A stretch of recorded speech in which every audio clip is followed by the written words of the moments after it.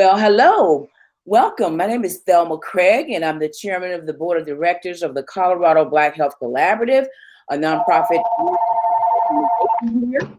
We are here today engaging the community, talking about a really important social justice issue. This is Real Talk Menthol Moments. You didn't know that menthol was a challenge in our community because a large percentage of us smoke. I'm going to be talking today with Miss Savannah Brown-Atwell. She's coming in today, and so welcome, Miss Savannah. We're gonna really have a great conversation today because we want to inform the community, engage the community. So welcome. We're here without judgment. We're here with compassion and love and care for our community and want to impart some knowledge. So welcome and thank you for joining me. Thank you, Thelma, for having me. I'm excited. Good. So excited to have you. You know, we've been working with Miss Savannah. She's been volunteering with our organization for years. She is really instrumental. She's the leader of her health ministry at the church and just a real compassionate, warm volunteer, and we so appreciate her. So we're going to get right to it. You know, I don't know if you knew that tobacco is a social justice issue. And it's also a challenge in our community. So I'm going to start by asking Miss Savannah, how long have you been tobacco free? I've been tobacco free since 2006. Wow, that's Yes. wonderful. That's wonderful, Miss Savannah. And you know, I know it was a hard challenge, but tell me. Yes, it was. Yes, and tell me about the earliest memory of you using tobacco or tobacco products, you know, and how that influenced you to smoke. Well, my mother and father both smoked, and I started smoking because of them. I thought it was cool. It was something that adults did. And at the time I was a teenager, I wanted to be an adult. I understand. So I started smoking then. Yes, and of course there were the ads, what made it look glamorous, you know, Right. cool to smoke. You know, I remember growing up in the cool ads, you know, and those were menthol and the Salem ads. They had these glamorous looking black women. Yeah. Jet magazine, you know, in Ebony. Yeah. Right. So you said that your mother smoked. Does anybody else in your environment at the time smoke? Did your other friends smoke in the area? Yes. I had a couple of friends that smoked and they were cool, you know, and I wanted to be like them. You know, even though we would have to hide it from our parents, but you know, that's the way it was. And then when we go to the movies, everybody was smoking. Wow. So that's that. I understand that peer pressure too. We all had, you know, some pressure, you know, in our lives. But I want to ask you, because we talk about how menthol is a social smoking menthol is a social justice issue. Do you remember were you attracted to certain brands that you would try and find out, you know, to purchase that? How did you choose to smoke, and what brand did you smoke, and was it menthol? well, I started sneaking cigarettes from my mother, and she smoked Marlboro. So for a long time, I didn't know that there was a difference. But then as I got older, I found out that the cool cigarettes and the Salems taste better than the Marlboros. So I switched to them, and those were the ones that had the menthols in them. And I continued to smoke menthol from that time until I quit. Until you quit. And you know, menthol, I was told that it had this cooling sensation, you know, and it made it easier to go down in the throat. It kind of alleviated that harshness. Would you agree? Yes, and also when you exhaled and you blowed it out through your nose, it was kind of it was a cooling sensation. That cooling sensation. Yes. And what we don't realize is that cooling sensation is really what attracted most people to smoke menthols. And then the advertisement for decades, the tobacco companies, really focused and targeted their advertisement to Black people. They even gave out the free mentholated cigarettes. And then, like, for instance, 90% of men, Black men with have lung cancer, smoke menthol with lung cancer, and related to smoke menthol cigarettes. Wow, that's really interesting. What were we going to say? People don't know is that also that the smoking the menthols smoking period probably damages the little hairs in your nose that you need to filter, your air. So, well, there's a lot we don't know. There's a lot we don't know about how smoking and tobacco damages our body. And so that's why we're having this talk today, because maybe we can impart some wisdom. We're not trying to judge people, because I understand that it really is challenging to stop smoking. So I want to ask you, how many times did you try to quit? 5. 5 times? 5 times before I could actually quit. What challenged you? What challenged you to say, I'm going to quit this smoking? What was your challenge, Miss Savannah? Peer pressure. I happened to work in a hospital, so they were not favorable of smoking, and also not wanting my children to pick up the habit. Yes, and discouraging them. Right. So I wanted to quit. But it was very hard. It's an addiction that is hard to shake. It's hard to shake. And there are a lot of resources, and we're going to, share that at some point and during some of our coalition meetings, and because we want people to join this movement. Like I said, we're not here to judge people, but we want to impart some information about smoking. So hearing you talk about your challenges will really help. Do you think that smoking the cigarettes, the ads, you said that because your mother smoked, but there was also the ads. How did those ads in Jet magazine and Ebony magazine? Do you think that yes, on our community? Oh, very much so. You wanted to look like that glamorous woman that was in the Jet magazines, and also the celebrities that were in the different magazines would have a cigarette in their hands, making it look and on commercials on the TV. Yeah, that's tempting. And tobacco companies, really putting a lot of money in that area, to influence smoking. And then seeing young black men on some of the, because we're trendsetters, they really try to follow some of the trends we do, the clothes we wear, and, with the folks now coming in with the e-cigarettes. So do you, back to your smoking, you said you tried to quit 5 times. Do you still get cravings to smoke? Oh, yes. Oh, yes. Every time I think about cigarettes, I get a craving. But I also know that all I have to do is smoke that first one, and I'll be right back to where I was. Wow, that's understandable. And you said you stopped in 2006. So that's a long time. Right. That's good willpower. It's 2021 now. So I congratulate you on that. Thank you. Wow. But it's just so important. It's important, not to damage your body like that. Right, and healing, and then really taking care of your body. But back to kind of like the products. What do you know about the menthol that is used? What do you know about the tobacco industry and how they're using those products now?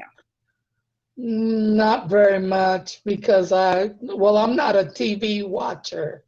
So I don't see ads on television, and they don't have them on radio much. And so and they're not advertised in a lot of the magazines that I look through. Yeah, so I don't know a whole lot, but what I do know is they're full of a lot of chemicals that Mhm. weren't in the original cigarettes. Right. Dr. Richardson on our team, has this slogan that she always says, first they made us pick it, then they made us smoke it. And that's part of we were picking cotton early on. But so when you realized you were a smoker, and you had the cravings to smoke, what do you think about the stigma in the community? You said that you had peer pressure to stop. You didn't want your kids to start smoking. What about the other things that are happening in your life that triggered you to make you want to be smoke free? It's the peer pressure of friends working at the hospital and your kids? Is there anything you thought about, as a community advocate that made you want to smoke? Because this is a social justice issue. Yes. Uh, the one thing was I noticed, like you say, it's a racial issue. It's geared toward people that really uh, don't have the monies to afford these things, Mm-hmm. but they make it seem like it's something great That you gotta have. for us to do. Mhm. But and And still, I get that, Miss Savannah, because there's still a stigma in the community, yeah, but still they want you to desire it still with the right, commercials and the media, you know. right. So I want to ask you about that. Do you think, are you aware of the cultural stigma in the Black community and seeking help to smoke? Do you think that people are still feeling pressure to seek help to smoke, going to the quit line or going to any other resources and talking to their doctor? Do you think people are still smoking in secret because of the Oh stigma? yes, oh So we, yes. mhm, I have COPD, as you say. I wear oxygen, and I've seen and known people that have the disease that still smoke, mhm. which Wow. is very dangerous. It's You because, know, and it's because that the chemicals in the cigarettes make you crave that whatever it is, that nicotine. It's that the nicotine. Yes, in the cigarettes. Well, and I know that it's still a lot of pressure on the community and people to stop, and because they know there's a lot of stigma and there's a lot of judgment around that. What right, advice? right. What advice would you give a smoker right now? I mean, just plain and simple advice. What advice would you give a smoker who's trying to quit? Mm. Well, try the like the gum and all the little aids.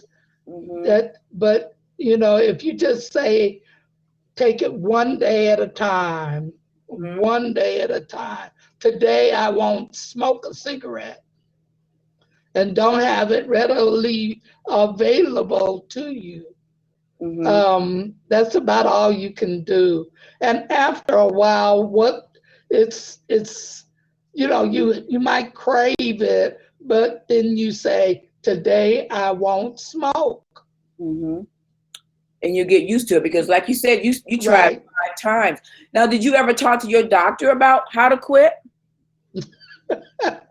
Yes, and he or she would tell me what things I could do and send me to classes, but it just you have to have the willpower Back to the on will. your own, because those things you can do, but they go right over the top of your head. You got to have that willpower, You it, gotta have that willpower. and I told you how the Colorado Black Health Collaborative and you're on our coalition. We're trying to address this issue and really, Right. have the community become more aware of the stigma, of the marketing manipulation around cigarettes. So that's what we're trying to do. What would you tell the community and how to help support their families and the community members and stuff? Would you have them join our services, because you've been with us for a long time on our position? What would you tell them to convince them to join us so that we can inform our family members and ultimately the community about this justice issue? Tell your story. Tell how you started. Tell why you started, and the harmful things that it has done to your body and to your social life. It's just bad. I like that. And encourage people not to start. Because in our coalition, we're going to have a focus on working with youth, and we're going to talk about that on some of our other conversations. But do you think that banning the sale of menthol cigarettes in the Black community will help cut down the number of youth or adults smoking? You think if we ban? Yeah, we can ban it, but you know how it is. If they want it, they're gonna find a way. It probably will help not making it readily available. Especially the menthols. They need to stop those altogether. Menthol, anything that has to do with menthol, cigarettes, the vapors, all of those, they need to ban those.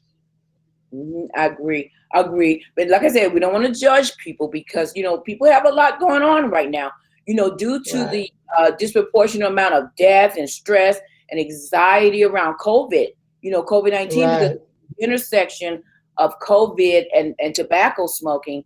But due to the anxiety and all the stress around the pandemic in the Black community, what would you say to people who are using tobacco to cope, but have been lured by the tobacco industry to continue smoking or just can't stop? And like you said, tell your story. But because adding the pandemic on with it, what would you say to someone who was smoking in the time of COVID? Just stop. Just stop. Just stop. That's all you can do. Yes. You can encourage them to stop, and offer help and tell them about the different things they can do. That's all I can say. I tried to help someone to stop and gave suggestions of things that I did, but it takes that person. It takes really want. Like you said, it takes the willpower. It really takes the willpower. We're working on this tobacco issue, for the marketing and manipulation. Have you seen places in areas in Colorado where the big tobacco have used to push their ads recently? I know you said you're not on Facebook a lot. You told me that earlier at a meeting one time, but where do you see ads? You're not a TV watcher. Where else do you think they're pushing the ads to continue to attract young people even to smoke? In schools. In schools and in schools. Because they don't advertise. Well, they do in the teenage magazines, but but they go there. I hear they're going out to the different schools to tell the children that the vapor it's safer than the regular cigarettes, and I don't think that's true. No, did you know that little Juul cigarette has as much nicotine in it as a pack of cigarettes? It has as much menthol. I'm sorry, it has as much nicotine and menthol in it flavor as a pack of cigarettes. That little Juul that they're using, and I think with the youth too, Miss Savannah, they're even making the clothing, and some of the fashions where they can slip the little e-cigarettes into the clothing so they can conceal that, so they can still carry that at school. I mean, All the tricks are being pulled out for the tobacco companies to make money, but to continue to influence young people in smoking. And Ms. Savannah, I really, really appreciate you coming on. There's so much you on our coalition. We're going to convince more people to stop. We have resources available. They can call the Colorado Quit line, 1-800-QUIT-NOW. They can join us in the movement. We're just doing so much, and we want to tell you again that we really appreciate you coming to talk to us about it, because I heard your message. Stop. Just stop. There's no judgment. Just stop, and then join our coalition. And if people need help quitting, we have resources. They can call. They can go to our website, www.coloradoblackhealth.org.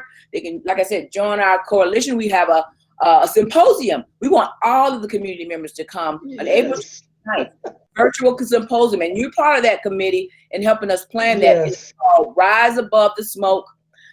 Why? Cigarette and tobacco issue is a social justice issue, and we appreciate all that you do in joining us. Visit our website, coloradoblackhealth.org. We're going to have each month, we're going to talk to another person who can help shed some light on smoking and tobacco as a social justice issue, the challenges that people have with cessation. So we really appreciate your story. We really appreciate you coming on, and thank you, Ms. Savannah. You want to say one last thing before we fade out? Yes, it was a pleasure and an honor to be able to help someone else to find a reason, their voice, to quit something that's very harmful to them. Mm-hmm. Thank you for allowing me to do this, Thelma. Thank you, Ms. Savannah. We're so glad you're on our team, and we were hopefully that someone out there heard what we're saying and heard what we're doing, and will visit our website. Will call us if they need resources. The Quit line. We're working with the National Jewish Hospital, working with their clinic. We're doing a lot to address cessation so people can stop, but we also really want to make the community aware that this is an issue and that we have been targeted, Black people, for decades around the tobacco or the use of menthol. And so that's what we're trying to do our part. And we really appreciate you once again to hang in there with us, get people to join our coalition. And so we're ready to fade out. So thank you, Ms. Savannah. Thank you.